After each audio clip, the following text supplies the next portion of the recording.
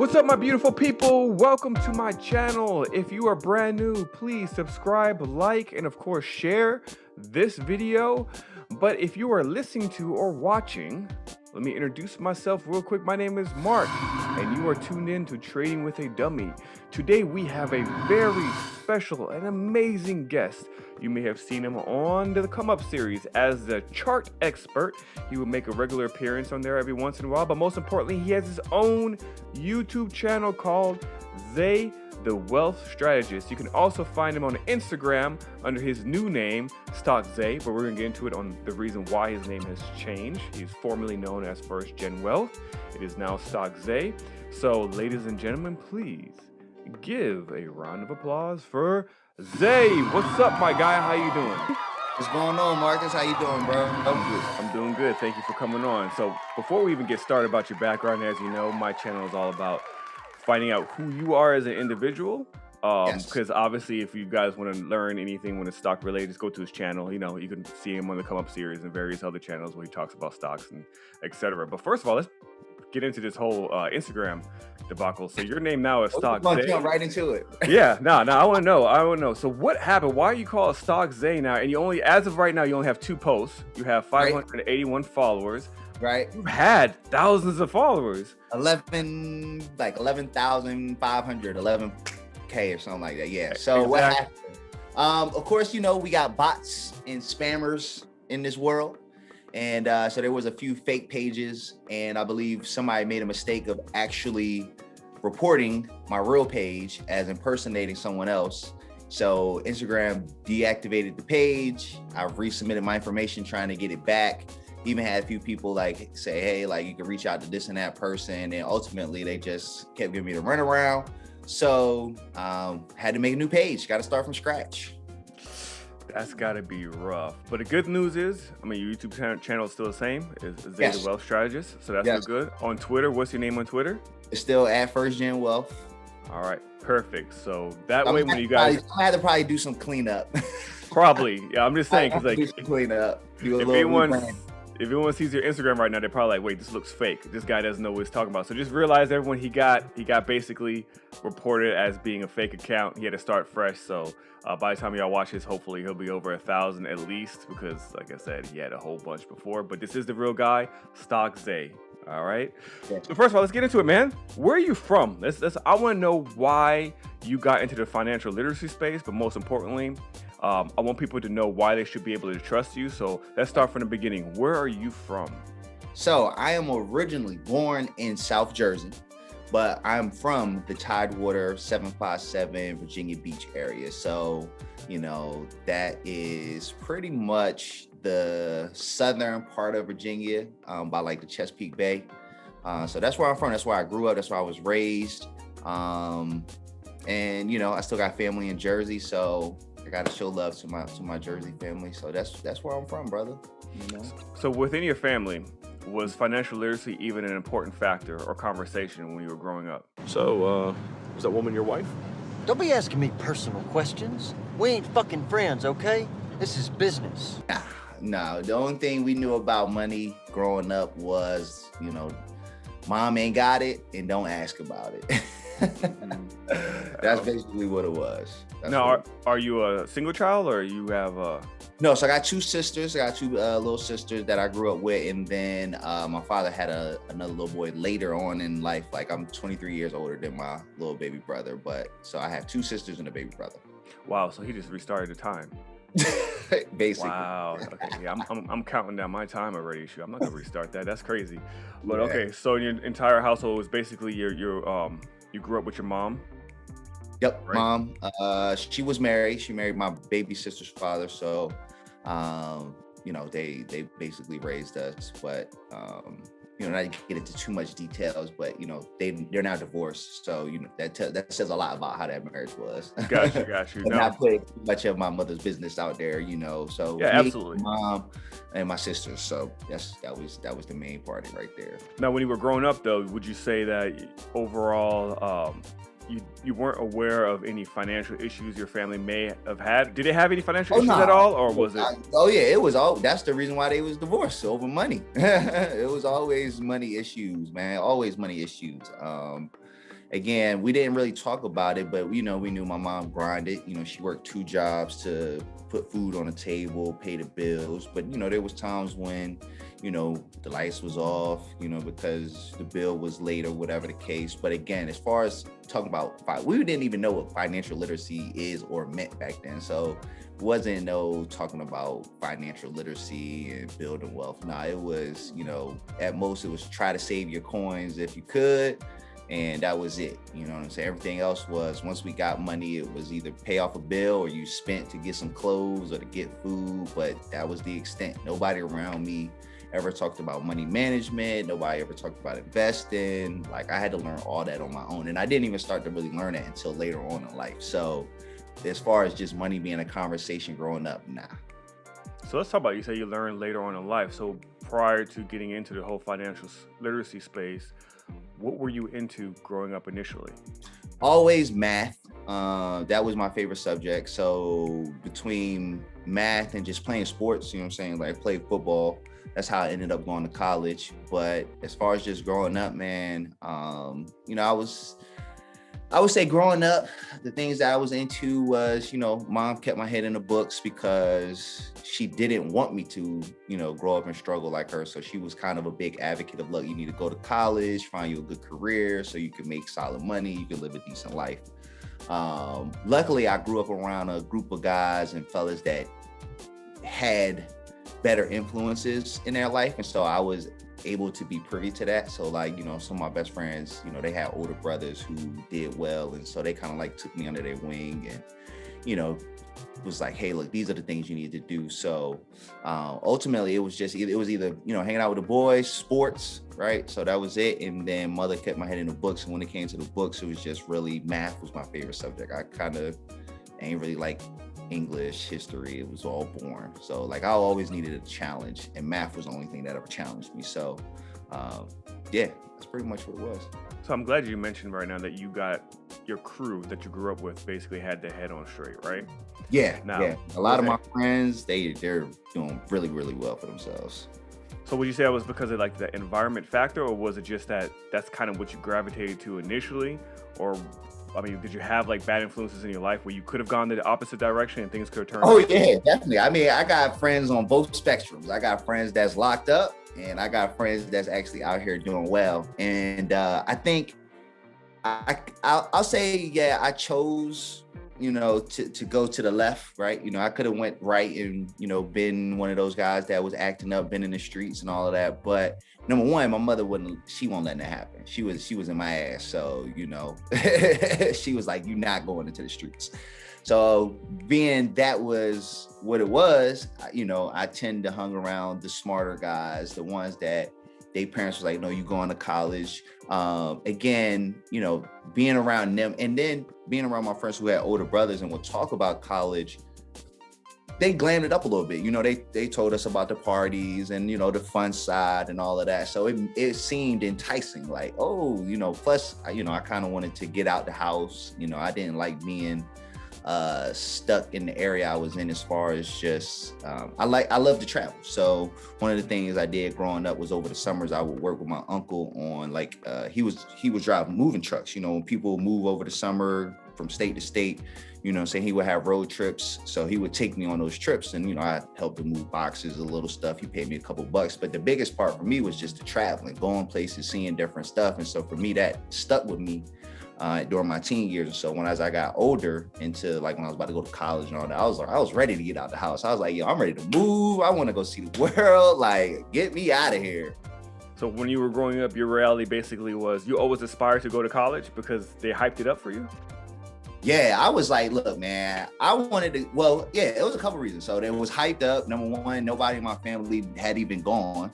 Number two, I saw it as a way to get out of my mom's house, like, what I'm saying, live on campus. I think there was a few movies out around that time about college life. So just seeing that, what was really funny is that back then, what was a really big show that made me really want to go to college or just get out and about? Remember, The Real World and Road Rules? Yes. Yes. When Pedro told me he was HIV positive, it was just like, no, not him. I like this guy and I don't want him to have to suffer. Yeah, that's what initially So, like I ended. used to love those shows, and I used, and back then being a teenager, these people on these shows was like 21, 22, you know what I'm saying? So they're fresh out of college or whatever. And that just that whole reality, it enticed me. All right. So as you're going through school, you focus heavily on math. So you were a relatively good AB student? Yeah, mom was on my butt about them books, so it was A's and B's always. I always was an honor roll student. Graduated high school with honors, graduated college with honors. So yeah. Oh wow, you really had your head on straight, boy, with honors. I mean, listen, I worked hard and I played hard, so I was one of those kids where I had a good balance. Like, yeah, I'd be social out and about. You'd see, in college, you see me at parties and stuff, but I was also that kid that I studied. I went to class. I made sure I got good grades. You know what I'm saying? I had jobs throughout college. So I was a responsible teenager / young adult because I had to. You know what I'm saying? Like, coming where I came from, I didn't have parents that gave me a monthly allowance or anything. I had to earn everything on my own. So if there was anything I wanted to do, I had to do it on my own. So, I wanted to have fun, but I also knew I had responsibilities to take care of. So I had to balance that. Once you got into college, what were you pursuing at that point? Like, what did you see yourself at that point where you're like, I'm in college? What degree did you focus on, and where did you see yourself going from there? So, funny story. So when I first went to college, as I said, I played football. So in order to go to college, I got a scholarship to a small school in North Carolina called Coure University. So I went there for a year, hated it. It was like a school of like 1,000 people. It was a Christian school, so as a freshman, you had to take a Bible class. So nothing against the Bible or anything like that. Let me just put that out there, but it was just a different type of school. Let me pause you there for a second. Hold on. Why did you even attend that school? They gave me scholarship money. Simple. Again, I come from a place where we didn't have a lot. They gave me scholarship money. And I had got like some Pell Grants, and my whole college was paid for. My mom said, your ass is going there. Simple. Got you. All right, continue. So that's how I ended up there. And then spring semester, when the season was over, a few of the like juniors or seniors on the team, they went up to VCU for a weekend, and I went with them. And I said, this is college. Like, when we went up there, the parties was lit. We went into different dorms. They had co-ed dorms. It was a school that was in the city. I was like, this is what I thought college would be. It was a much bigger school. And after that weekend, I came back, told my coaches, I'm out, I'm transferring, I'm gone. Ended up transferring to VCU, got some academic scholarships because luckily my freshman year at Chowan, again, the school was so easy, bro. I had like a 4.0. So transferring into VCU, my high school grades was good. I had a 4.0 my freshman year. So they gave me academic scholarships, as well as I got, Pell Grant money and all that stuff as well. So again, schooling was paid for. And actually, when I transferred to VCU, because I wasn't a freshman and it was so many students, I had to have off-campus housing. So I had to pay rent and stuff. So like getting student loans and all that helped me pay my rent and all of that type of thing. So transferred to VCU and immediately started focusing on business. That was my major always. Even when I was at Chowan, my major that I was going to declare at that time would have been business, but as a freshman, you just do general studies. So once I transferred to VCU and I had to declare a major, I did business. Now, I flirted around with my concentration until about my junior year. So I think I was a business major. My first concentration, I thought I was going to do accounting. After accounting 102, I said, F this. This is not what I want to do. Then I switched it to like business management, and that was just too boring. So then I was like, let me try finance. And I knew finance was about money and numbers, and I was like, this is probably my speed. And from there, it took off. So that was your first taste of finance? learning about finance? Yeah, you could say that. I mean, I had jobs in high school, so you know what I mean? Like, you know, I was making paychecks and stuff, but you're right. As far as really learning about finance and, you know, just investments and what all that is, yeah, it was definitely like college. All right, and you stayed in that school until graduation, correct? Yep. Class All of right. 2011. Shout out to my Rams. All right, so you graduated, and from there, what was your very first job? Where did that lead you to? So, okay, let's backtrack a little bit because how I led into my first job is pretty cool. So in college, as I said, I had to work. And so my junior year, so at this time I had some mentors that was really helping guide me. So I got a shout out to my fraternity, Kappa Alpha Psi, because I had some great mentors in college and they really put me on the right path. So as a junior, I got my first corporate job. I was a bank teller at SunTrust. And I did that all the way throughout college pretty much until my last semester as a senior. I basically left and was like, hey, my last senior semester, I'm gonna focus on school and then I'm gonna focus on finding a career. So that way I had a job before I graduated. So at VCU, we have a career service office. So I utilize my counselor and career services. So I would do a bunch of interviews. They help me get my resume together. And funny thing is I did an interview for a internship with SunTrust. Now, mind you, I was a bank teller, so I was familiar with SunTrust and all of that. So I did that interview and, you know, I didn't get a call back and I was highly disappointed because I thought I crushed it, right? So I'll never forget. I think it was going on spring break. And so that Friday, I was actually headed out of town for spring break and I got a call and it was SunTrust. And they were like, hey, look, we know you interviewed for the internship, but because you're about to graduate, we really like you. We actually want to bring you in to talk to you about a full-time position. And I was like, okay, you know, so it just so happens that it was to do some commercial underwriting. So if anybody's not familiar with underwriting or anything like that, those are the people who are behind the scenes who review all your financial documents and all your financial information and determine whether you meet the eligibility to get a loan for your home or for your business or for whatever. So when people say, hey, I'm going through the underwriting process, I was the person making the decision whether or not you got your loan or not. So I did that after graduation. That's basically, you know, my first job is I was an underwriter. So I did that for SunTrust. And then a goal of mine was always to get a job with JP Chase. That's where I wanted to work. And I got an opportunity to do they had just started. Now, mind you, when I had graduated in 2011, we were maybe 2 years out of the whole financial mortgage crisis and all of that.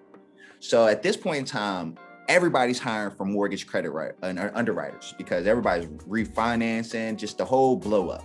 So I happened to get into JP Morgan's mortgage credit underwriting program that they started at the time.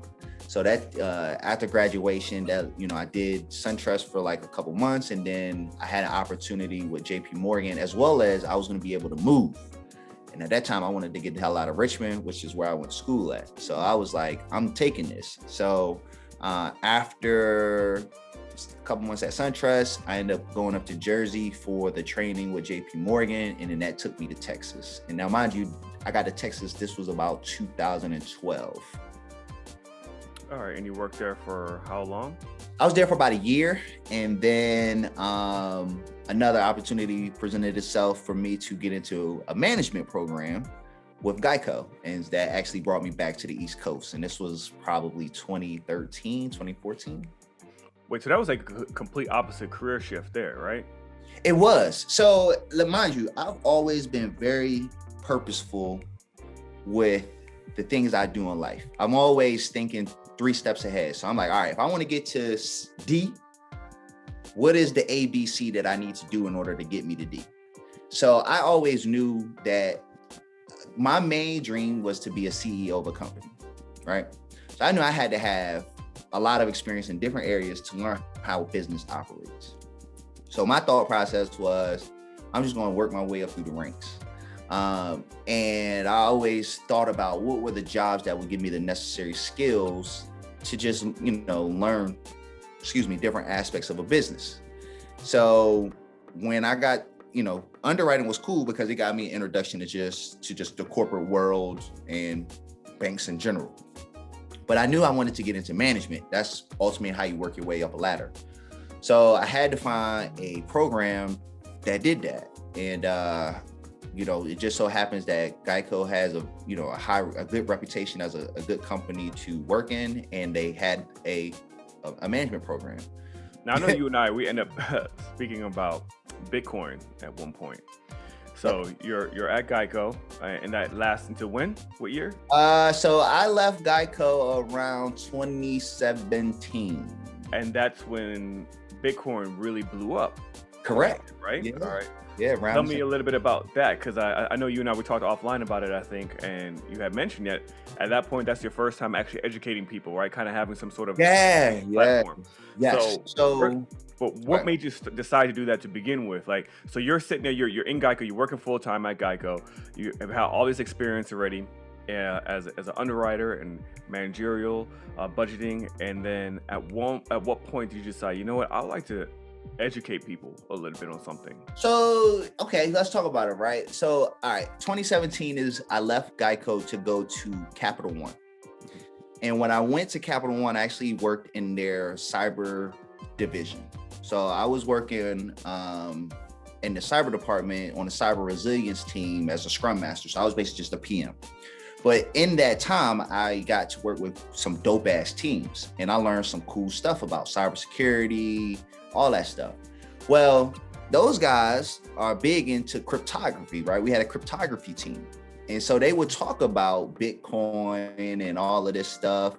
And mind you, they're talking about it from a technology standpoint. And then you got all these people out here who's putting money into it and investing. So that piqued my interest. I'm like, okay, they making money, but these guys are talking about it from a technology standpoint. How does this add up?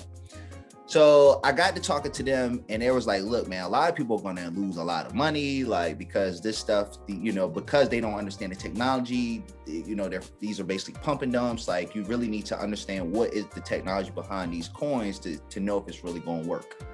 So from learning from these guys at work, I really dug into the technology and learned a lot about, okay, what are these platforms? What are these tokens actually trying to do? And then once I learned that, I equated that to, look, first of all, you need to understand blockchain technology is a long-term game.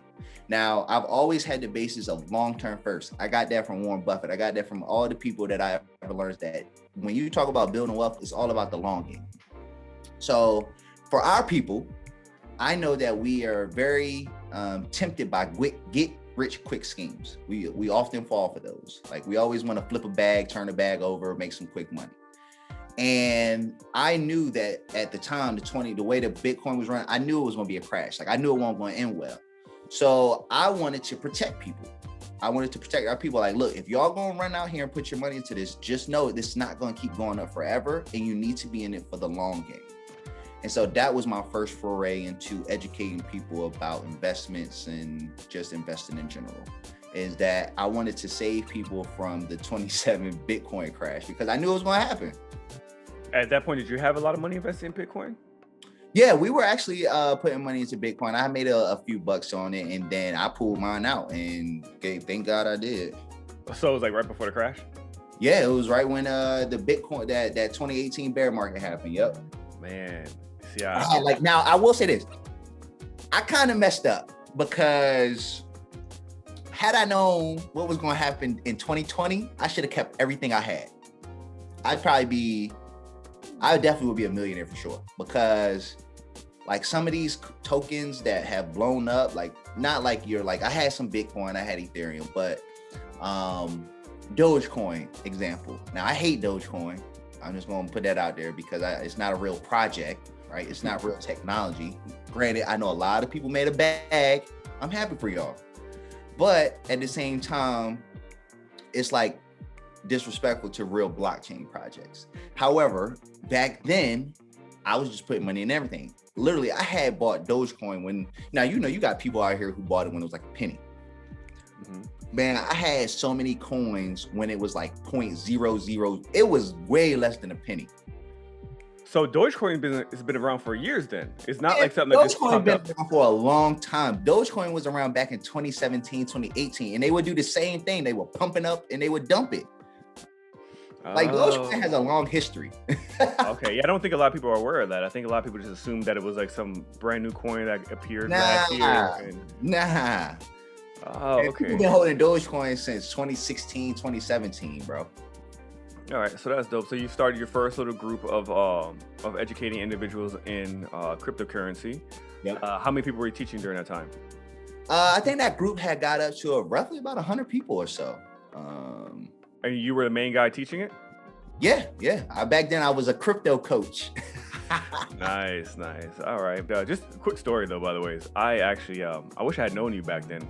I wish you had told me, hey, pull your money out of Bitcoin. Because at that time, I think it was like 2017. It was during the hype when everyone was talking about Bitcoin at that time. And I looked at my wife. I was like, hey, you cool if I take all my money in savings and put it in there? I think it's going to run up. And she's like, The run-up had happened already. yeah, it already happened. At that time, I didn't know that. You know, I'm brand new to even like thinking about investing into stuff. And she's like, I trust you if you think it's going to go up. Just be careful. I was like, cool. Took it, put all my money in there. I think it was at like 19,000 at that time. So I put our money in there. I think within like a couple of weeks, everything crashed. Yeah. It just crashed, man. It hurt my feelings. It hurt my soul so bad. That literally like turned me off from investing in anything for years. But the funny thing is that what pisses me off even more is so 2020 hits, right? I get introduced to Earn Your Leisure. Prior to that, actually, I think it was 2019, I got introduced to Earn Your Leisure. And I'm trying to change my mindset because, you know, I was military. I was relying on the military, but I was never happy. And I wanted to get out of what I was doing. So, but I had crypto.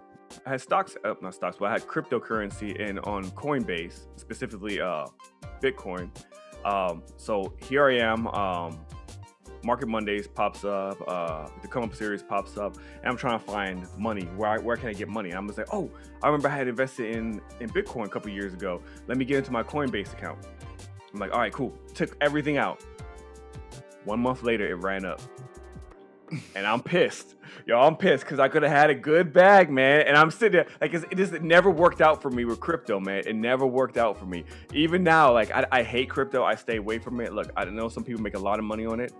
Me personally, I'm just not good at it. Even like this during this 2021, I mean, I had a good bullish run for a minute. It was running up, and I teach. I wouldn't say I teach. I mentor some folks who saw me on the Come Up series and stuff. And my best friend, I got him into options trading, and he can't handle red, right? So, and he's like very analytical, but he invested in a little bit in crypto. So he's in Ethereum. He's just going up, and he's talking to me. He's like, bro, like, you should just do crypto. You should just do crypto. You should do crypto. And I'm like, yo, that's my rule. No crypto. I don't do crypto. And FOMO got to me, man. So again, I dropped money in it, and literally the very next day, account slashed in half. Because Elon Musk ends up making that tweet and everything just goes down. And I'm pissed. And I'm like, damn it, man, I knew it. The thing is, like, the whole time, too, like, everything that I know at this point, that I learned from you, that I learned from Mark, that I learned from Ian, that I learned from all these other different people, I knew it was going to pull back. I knew it was going to. But I'm sitting there, I'm just like... Look, but you know what? The thing you said, and you are aware, that's the biggest thing, is that FOMO got you. Yeah. You already know what happened. It was FOMO. Yeah, so I was mad. I'm just like, but damn it, I knew better. Don't break your rules. Don't break your rules. So, all right. So you're teaching Bitcoin at that point, and I'm assuming that once the crash happens, right, when it just loses pretty much, almost, I mean, damn near all its value. Yeah, I mean, it went from 20K down to back to damn near 3K. Yeah, it did go back to 3K. Yeah, it was bad. At that point, did people just like lose interest? Yeah, a lot of people lost interest, man. And so at the end of the day, my core thing was that my core competency was about long-term investing.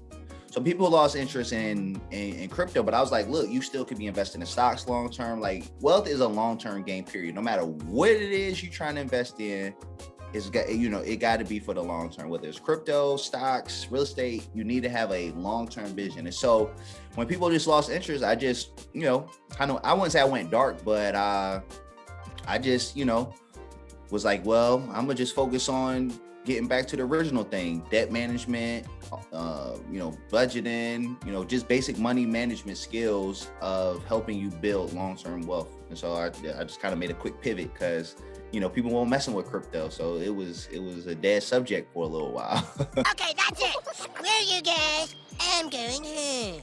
Yeah, so at that time you're balancing both your own educational program. What would you call that at that time? You know what? I didn't even have a formal name, man. You know what? It was one of these. I'm gonna tell you how I started this group. It was literally a meetup group. Remember the app Meetup? Yes. I started it up on Meetup. And at this time I was living in an apartment in Northern Virginia, and we had like a little community center, and I would just use that as the meetup spot, and people would just come on, Sundays, and we would meet up and we would just talk about the different coins. We would talk about how to properly invest in them. People would bring different research, and it was cool. It's just a little meetup group. That's all it was. Were you pretty nervous that very first time when you're like, I'm gonna sit down, because I'll say I wasn't nervous because prior experience, going like, again, remember, I'm very purposeful about the things that I do. So being in leadership programs and leading teams, I looked at it the same way. You know what I mean? I had already had experience in those type of things. So for me to start a group, and I kind of just took those philosophies and principles that I learned about team building when I was in the corporate world, and just took it when it came to like starting a group. And this was more just like a hobby for you for a while, right? Yeah, exactly. And it was, this was something that I could build my own way. I was free to do whatever because, we're talking about crypto and investing. So, it could be a little bit looser, I guess you could say. Yeah. And you were working at Capital One at the same time, right? Yeah, I was working at Capital One during this time. So tell me about that. So you keep working at Capital One, and for how many more years? So I worked at Cap One for about a year, and then after that, I pretty much did job hopping. So I spent about a year and a half at this spot, and then move on and go to the next. So after Cap One, just to kind of make it quick, I spent like a year at Fannie Mae. Then I did like a year at Sirius XM. Then I did a year at like another small technology company that worked with like government contracts. So that was pretty much it. At that time, is that when you met your wife? So I met my wife in 2015, I think. She gonna kill me if I remember that. I think, yeah, it was 2015 when we met. Yeah. So when you was doing this crypto stuff, y'all had already met as well. Yeah, very much so. Yep. So what was her experience when it came to anything financial literacy? So my wife actually comes from a really good background. I would say like her parents, they were able to pay for her to go to college. They definitely talked about money. She comes from a background where, money was very much a topic at the dinner table. So she knew about proper ways to invest and just save money. Now, I would say it was very conservative, right? So she comes from a background where it's just like, hey, look, put your money in some mutual funds. You max out your 401k, you invest for 30 years, and that's it. You just really live on less than you make. That was like her financial literacy, so to speak. Like she wasn't out here doing trades or anything like that. Like she knew like, okay, I need to make sure I save for the future, make sure I have an emergency fund, spend less than I make, and I'm good. That was her extent. The very basics that everyone should basically follow at that time. Yeah, pretty much. Right. So how did she feel when you came to her and you're like, hey, cryptocurrency is the future? She was supportive. She's supportive. My wife has always been supportive from day one. That's why I married her. So she just was like, make sure you do your homework. And if you think it's the future, then let's do it. That's awesome. My wife believed in me too. You saw how that worked out. Yeah, I mean, hey, look, man, it's good that they believe in you. And so here's the difference though, right? Even though crypto crashed, we kept ours. Like, I remember it was down and I was just like, man, it got to come back one day. And then when 2020 hit and I went back and logged back in, I was like, damn it, we should have been loading the boat during those times. Cause like what we had significantly come back and more. And I was like, man, only if we should have been loading the boat. I think that's one mistake that I always look back on and say, damn, I should have at least kept buying and really pushed crypto even harder during that bear market because a lot of people would have came out on top. Facts, but I mean, I think you would also agree though, at that time, this was all relatively new, right? Crypto. Yeah, it was. New. So it had this great run up and then it just collapsed. I mean, that's right. And it left a sore taste in a lot of people's mouths. So it's kind of understandable. Like, why would you continue to put money in something that collapsed like that? Because, like, let's be real. If it had been anything else, like any other stock, like for example, the CCIV, right? You know, it was $40, and then it just got slashed to like $20 or whatever. You're not going to keep investing in it. I mean, unless you really believe in it. I mean, I don't. But I'm just saying, like, overall, you don't invest into something that seems just to really drop drastically to the point. Well, so that right there is where I think people have to retune their mindset, because it's the opposite. You should invest in something. If something gets really, really beat down and you believe in it, like I believed in crypto. I was preaching to people crypto was a long-term game. Back in 2017, 2018, I was telling people, look, the next Bitcoin halving event is in 2020. I'll never get in 2017. I was telling people, yo, 2020, Bitcoin will be 50K again. I was saying that in 2017. I should have believed my damn self more because, you know, but I knew that Bitcoin would come back alive because, again, studying history, Bitcoin has seen those type of crashes. Like it went to $100 and came all the way back to $1. Then when it hit, I remember the first time Bitcoin hit $1,000, it crashed back down to like $100. So Bitcoin is known for having these humongous run-ups and then having these big crashes. That's how it works. Mm-hmm. So me studying the history, I knew like, okay, boom, it hit 20K. It's probably gonna come back down. And then eventually when it runs back up, it's gonna go even higher than 20K, which it did. So that's why right now, you know, when people watch this or when this comes out, you know, hopefully Bitcoin's still around 20 to 30K. But mark my words, we will see a year where Bitcoin will be back at 100,000 or more. Absolutely. Yeah, I believe that now. Like I didn't take out my money. I just left it all in there. I believe that now. Right. I just think that it was very new. And then not only that, you go on television, all these so-called experts, right? They're telling you like, it's not real. It's dangerous. There's no security. There's all this other stuff. So people they really didn't know who to trust at that time. But so you listen to the experts and then you see it crash like that. And you're like, yeah, I'm not investing in this at all. But you're right. If you look at the trends, it's very similar to the last time. China telling you that, you know, they're gonna. They did the same thing in 2017. The same thing. Crack down on miners. Blah blah blah. This is just like a repeat of history. I swear, it's like reliving 2017, 2018 all over again. Yeah. So all right, so I'm gonna get off of the whole Bitcoin thing now. All right. So you end up going from jobs to jobs. And where did you end up? What was your last job that you ended up at? My last job was most recently the small technology company that had worked for, that did contracts with the government. And at that time, that's when you decided to start your own YouTube channel, right? Yes. Okay, so tell me about that. Like, what made you decide that, you know what, I'm going to open up my own YouTube channel and I want people to follow me on my journey? So what really sparked that was my wife and I had just spent, so I started my YouTube December 2019. So from about from 2017 through 2018, 2019, my wife and I had went on a personal debt-free journey. And more than just a debt-free journey, like we did a lot of shit. Like not only did we pay off over like $50,000 in debt, we had saved for our wedding and paid for our wedding. You know, mind you, her parents gave us a nice gift, so that helped. Which was good because we also saved and was able to put our full down payment for our house. No help on that. So we, you know, that was 40 bands. And we did all of this stuff in a matter of like a year and a half. So we paid off like 50K in debt, another 40K on a wedding, another 40K for a house. And like, we did all of that because we followed some very simple principles. We like stopped spending and like splurging. We really like stuck to a budget. We combined all our money. I mean, to put it to you like this, and I think you're very familiar with it, this is when we had joined like the debt-free community and the FIRE community. We were very committed to, all right, slash expenses, pay off debt, and then what we're gonna try and do is pile as much as money into like index funds into the market so we can retire early. And so we just wanted to document and tell people about that journey, like say, hey, this is possible. Like we paid off all this money in debt and you can do it too.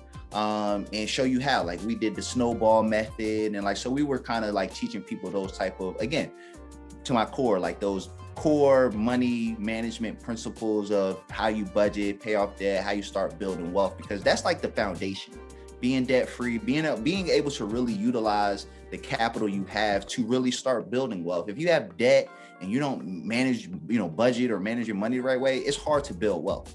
So really teaching people that foundation is where my YouTube channel started. So I really wanted to talk to, again, us, because I remember the things we didn't talk about in my household. Like nobody told me about like understanding the psychology of my spending habits. Like how do you stop overspending?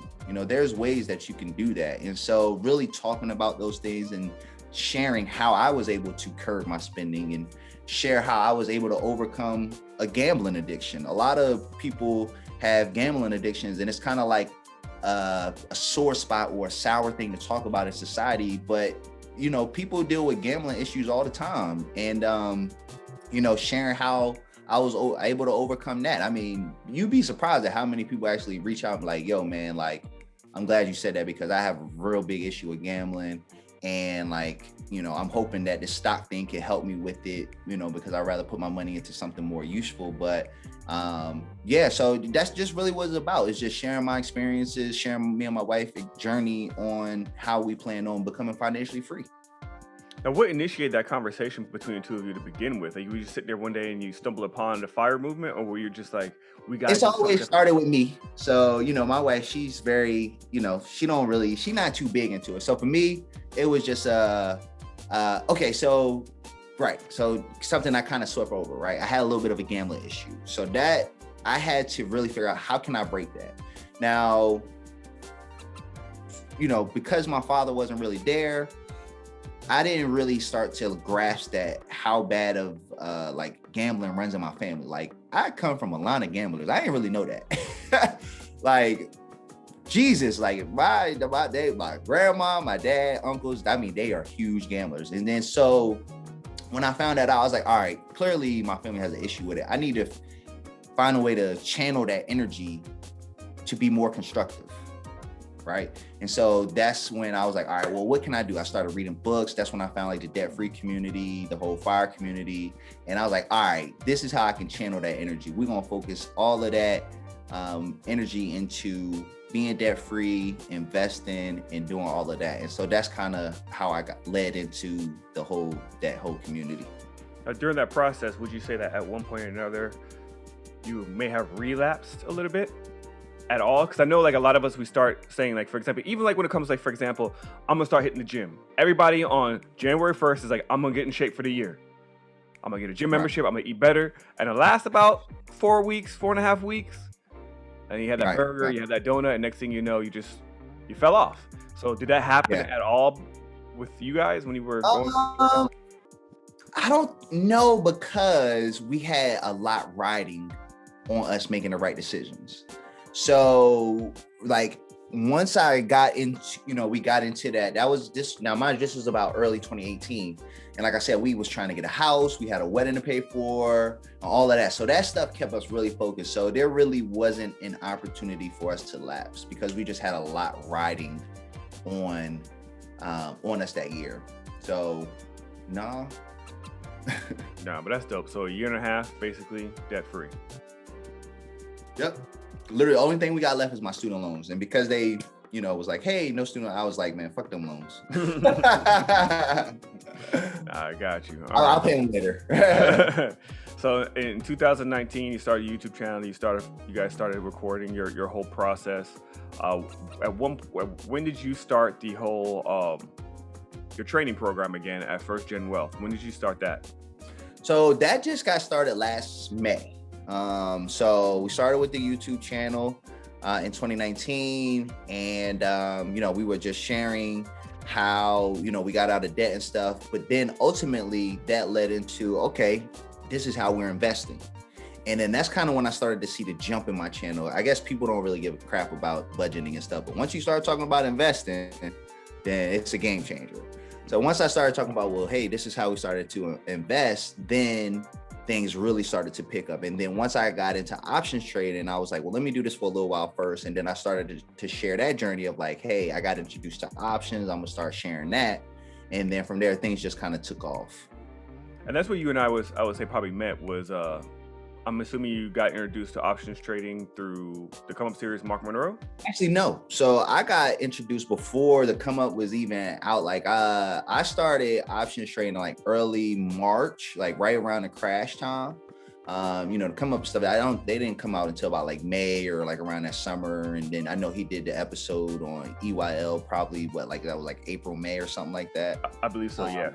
So I had got introduced a little bit before that by one of my good friends who actually had been trying to put me on for a long time.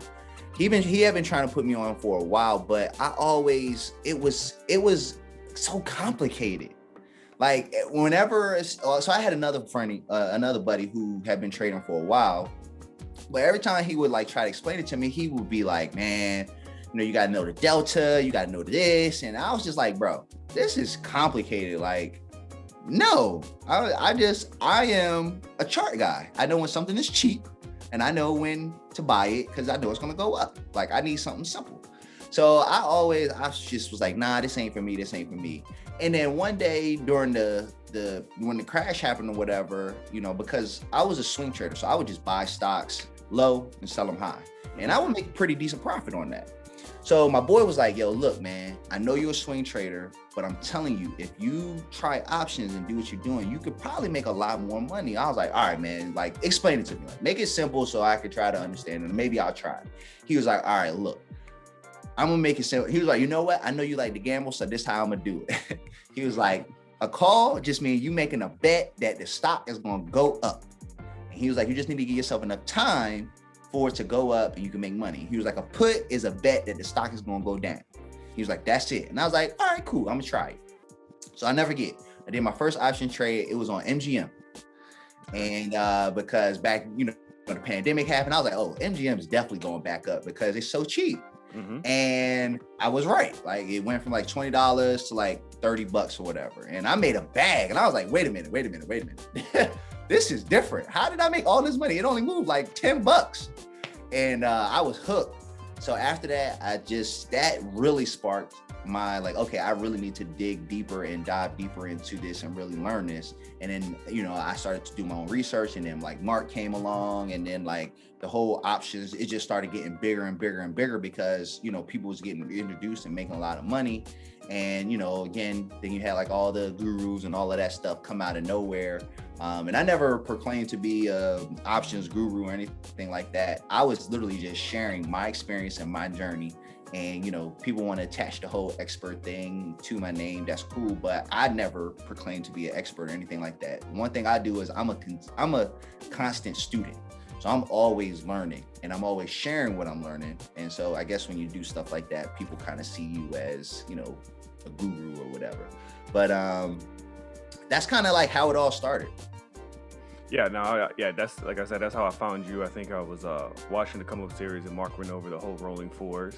It went way over my head. Me and him even talked, I think it was through like IG Live. I had my board out and we spoke and everything. And it still was over my head. I was like, I gotta.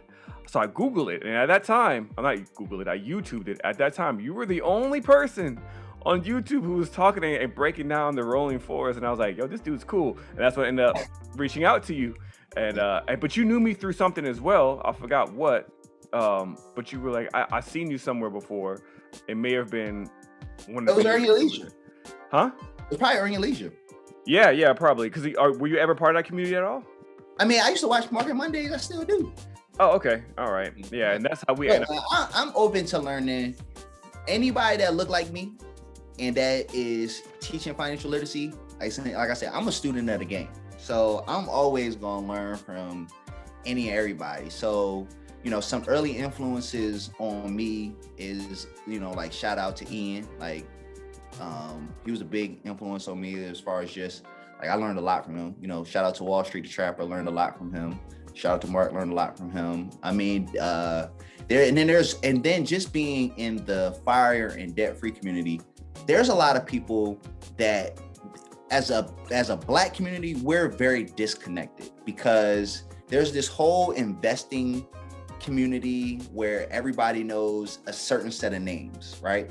But then there's a whole nother side that talks about fire and debt-free that are full of people of color that people don't even know who they are, but they are just as powerful influencers as the people that are in that investing community. And I feel like if we could bring them together, like it would create an unstoppable force. Like there's like, I don't know if you're familiar, but do you know like, I'm trying to think, what would be like Rich and Regular? So that's Julian and Kirsten, his wife. So this is a Black couple who have retired early and like they're doing their thing, you know what I'm saying? But a lot of people don't know who they are because they're more of in the debt-free community. They're more of in the fire community, you know, they don't really talk heavy about, investing in certain stocks. They're more like, hey, just put your, consistently invest in index funds, live below your means, you know what I'm saying? Like follow some principles and stuff like that. So, that is a very strong community that provides a very strong foundation. And if, I've always talked about if we can bring them together, that would be just great. Yeah, would you mind naming a few more names that maybe influenced you during the fire community since they're not that well known? So we got like Rich and Regular, Our Rich Journey. So shout out to Amon and Christina. I do know them. That's actually got me started like before Earn Your Leisure. That's what got me started on like, we need to start investing because I saw that they retired early. Right, financially independent.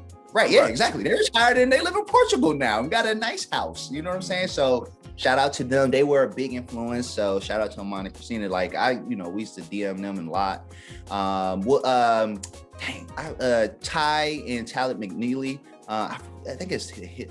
I forgot what the IG is. They would kill me since I forgot it. But I gotta right. Let me see. Let me find it real quick.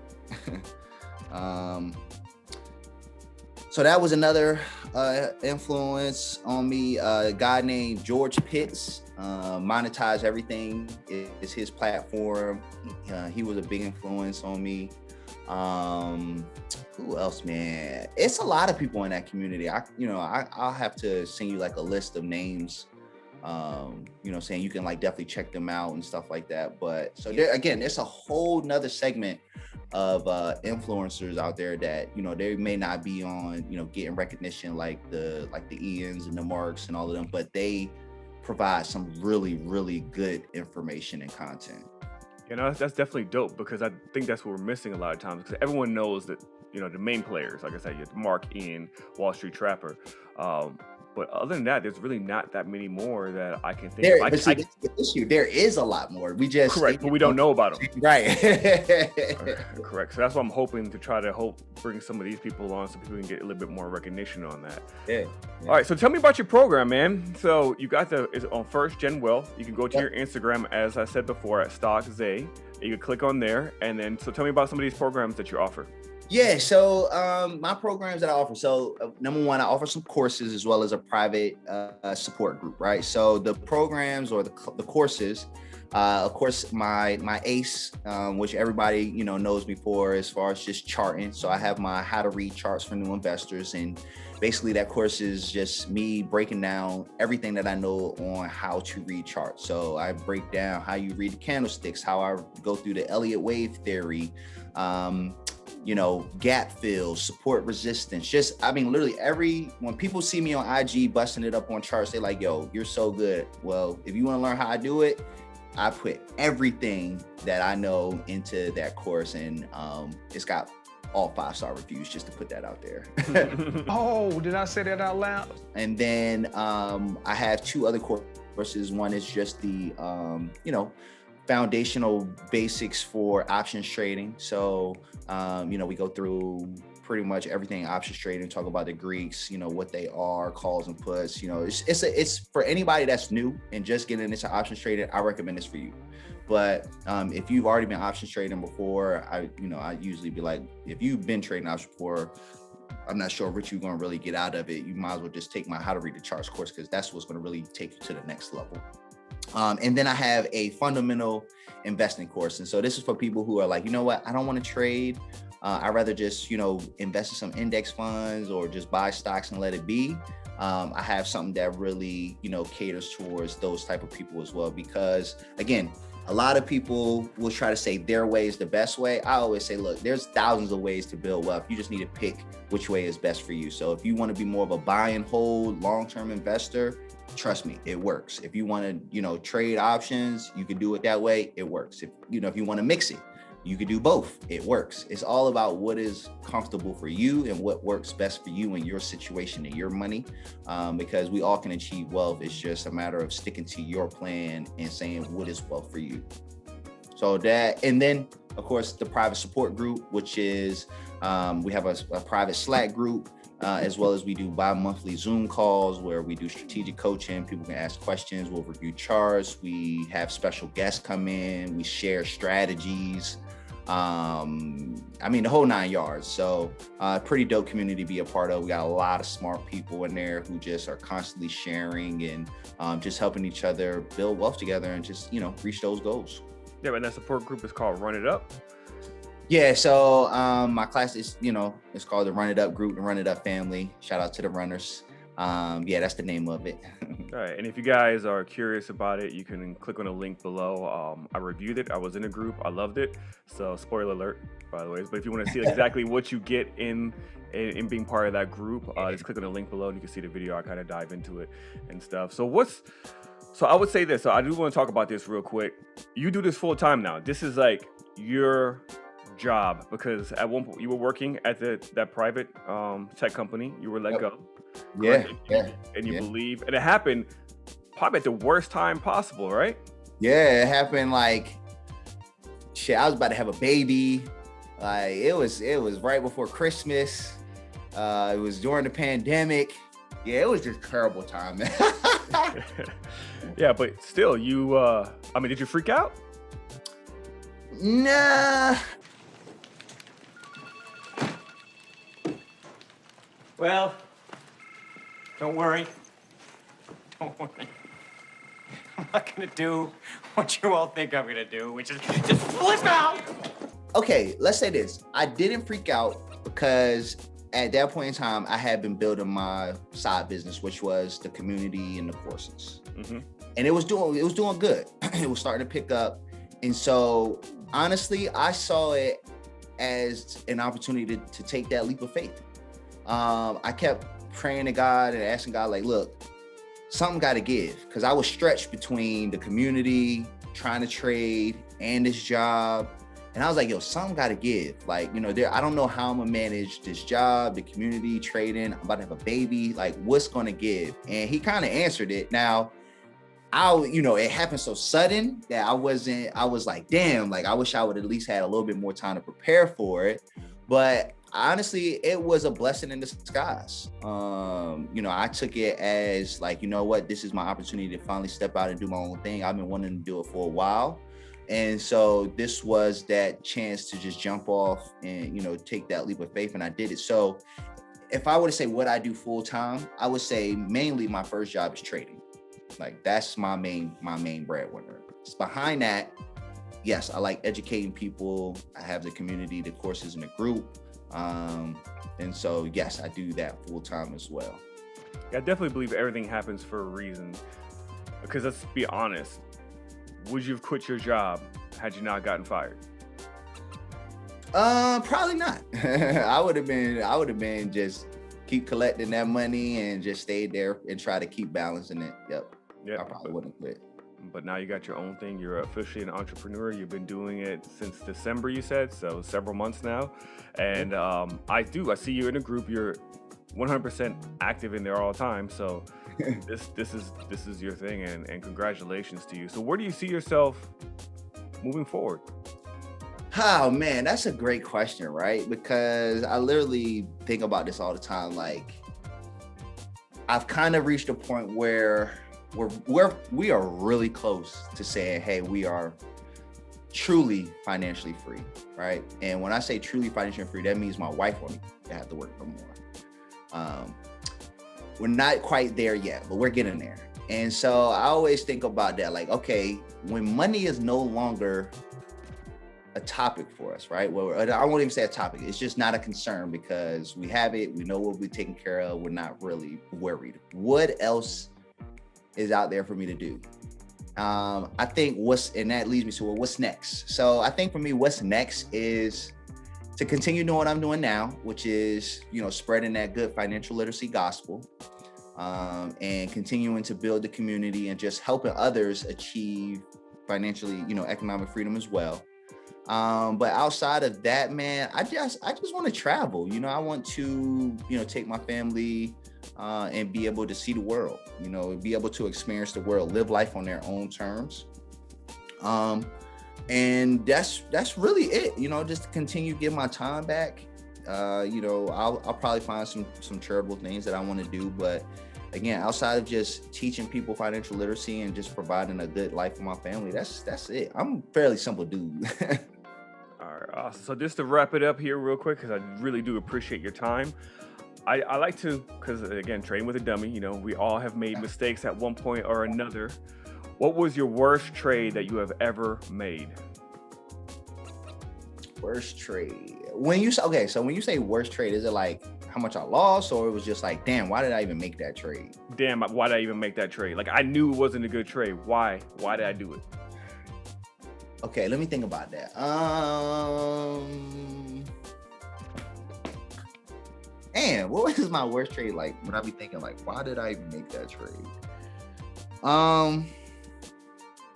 You know what? I got one. I'll say it wasn't really a trade. It was more or less me adding to my Bitcoin stash. And I'll be honest, I bought some Bitcoin when it was like 60K, and I was like, why the hell did I do that? I knew, but I'm constantly adding to it. So it was kind of one of those things of, well, you just, you add into the stash you're already building up. But I was like, why did I do that? Like, I should just be patient and just wait for it to come back. So that was probably something I shouldn't have done. So you would admit that even the best of us, we all sometimes get caught up in FOMO.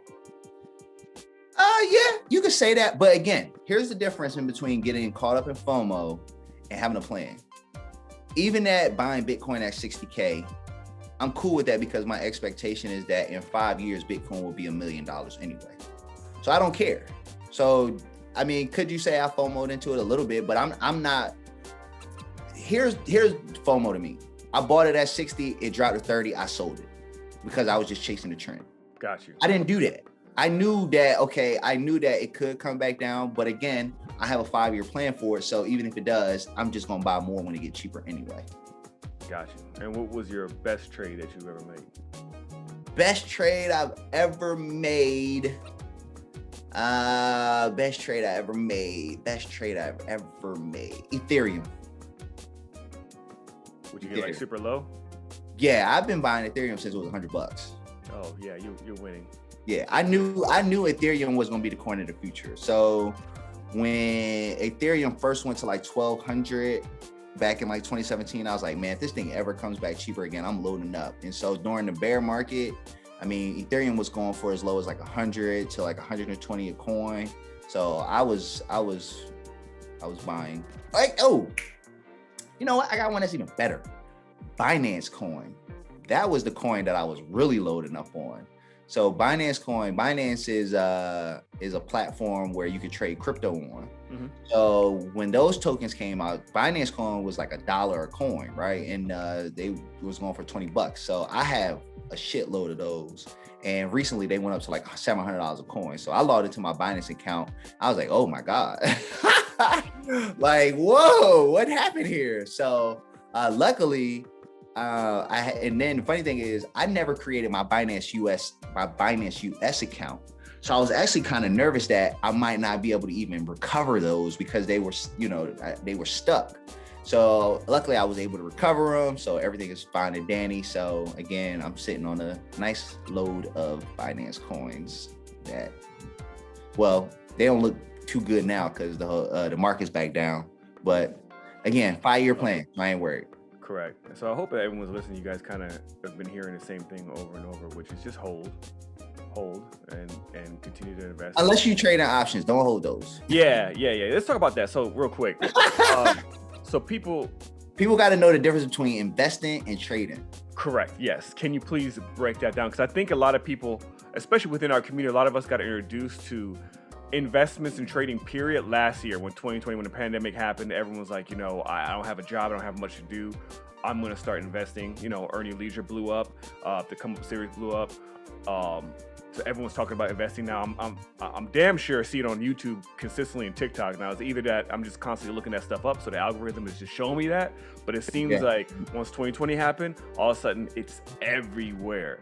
So, but people do have that misconception. I tell everyone, like, I make mistakes consistently, but like the people that I talk to and I mentor, I always tell people first, invest first. Investing means buy and hold 5, 10, 15, 20 years. Right. And then if you want to try to, I guess, trade, I would say do swing trading first, because even if you buy something, like for example, one of my worst investments I still think to this day was CCIV. It was one of those situations, I don't even know why I bought it. Again, like literally, I'm looking at it like there was all these indicators I shouldn't have bought it, but I bought it. It fell, but I still got it. I'm not gonna sell it. Eventually, I will break even. Right. That's how I see it. So with swing trading, I would say it's still relatively safe compared to options because you're fighting against time. So give me your thoughts on that. I think you did a good job. You did a great job explaining. So for me, investing is exactly what you said. Investing is all about long term, right? Investing means I'm putting this capital away and I don't need it for years, and I'm gonna just put it to work and I'll look at it, 5, 10 years from now. Like, investing is all about the future. Investing doesn't, it carries some risk, but it's not as risky as trading, right? Now let's talk about trading, because a lot of people mistake trading for investing, and it's not. Trading is all about a defined entry and a defined exit. That is the best way to talk about trading. Trading is not about a specific time limit of how long should I hold something. No, trading is all about, this is a good price to get in and this is a good price to sell, and I will be able to make X amount percentage on my money. And that is it. You need to have a target goal of, trading is all about going into it before you even make a purchase, knowing that I only want to make 20, 50, whatever your percentage goal is. And when I hit it, I'm out. That's it.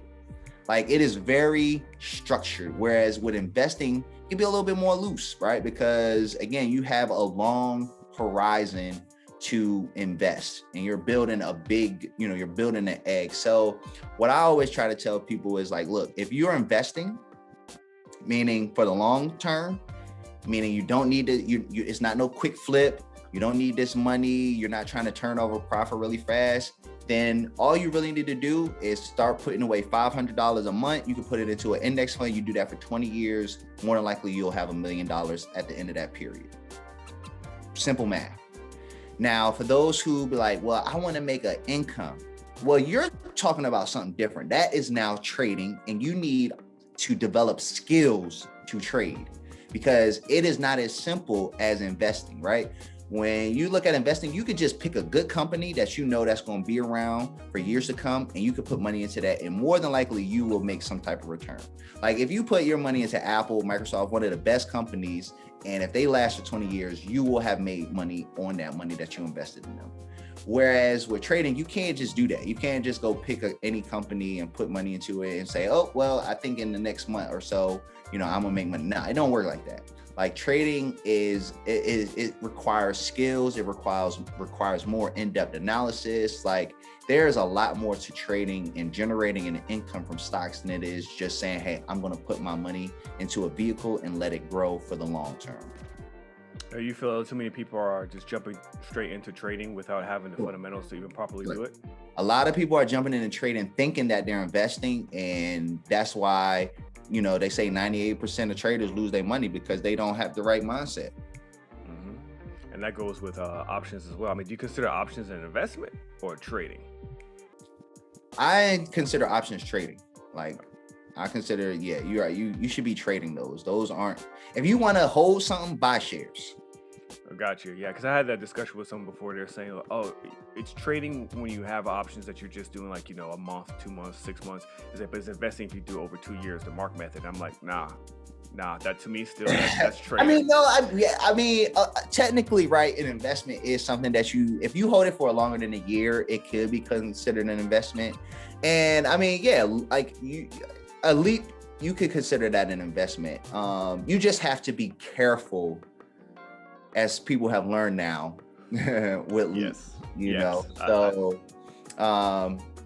that's why I just say, you know what, you're still trading. So definitely, I think a lot of people learn from this pullback that happened with the options trading. So lesson learned, everybody. That doesn't mean that options doesn't work. I know a lot of people are saying options doesn't work. That's not true. It's just a lot of us really over leverage. A lot of us got really excited for 2020 because pretty much damn near if you bought anything, it went up. So people need to understand that with option, it is a skill. It takes patience. Yes, it's a skill. You need to try to get in at the lowest price as possible and exit at the high, and not just hold on to it forever like I did. So it happens. It happens the best. Here's another thing, and I would also say this: don't even try to exit at the high. You need to have a target return on investment percentage. Correct. That is one of the biggest misconceptions, is that you can time the market. You could try, and even the best of us try, and even still, I'm wrong sometimes. Mm-hmm. So you just need to be like, all right, once I hit a certain percentage, I'm good. I'm happy with that. I'm out. If you keep going, okay, so what? Correct, because greed gets you. That's what happens sometimes. That first, like a lot of you guys, if you've never experienced having 100, 200, or 300%, once you get there, you're like, wow, this is amazing. Let me just leave it in there just a little bit longer. Let me see how much more I can make. Yeah, and greed can kill you. I'm telling you, greed right? can kill your account. And then when you see 400% and it goes down to 300, and you're like, damn, I should have sold at 400. Well, when they get back to 400, I'm gonna sell. And then from 300, it goes to 200, and you're like, well, damn, I should have sold it at 300. So I'm gonna go back. And then your 200 goes to no. Yeah, I feel like you low key like disrespecting me right now. My bad, bro. Look, you keeping it real, but it's just like, you know what? You gotta look at it like this. Even if you had 400 and it came back to 300, that's still 300% on that original money you put in. You still are winning. Profit is profit, and that's what a lot of people need to learn. Profit is profit. Correct. Period. Yeah. Period. Well, Zay, thank you for coming on, y'all. Again, where can they find you? Name them all. All right, so that we're gonna name them all, but I promise in the future we're gonna get this all. So on IG, my new IG at Stock Zay, for Twitter at First Gen Wealth, YouTube First Gen Wealth Building, or you can type in Zay The Wealth Strategist, either one for YouTube, they'll come up, and that's all my platforms. Right. Awesome, Zay. Thank you so much, everybody. I'm Mark. You were listening to or watching Trading with a Dummy, and tune in for the next episode, as well as my weekly skits and other videos that I post consistently. Thanks for tuning in. Thank you, Zay. Peace out, everybody. Yo, Zay, thank you so much, man.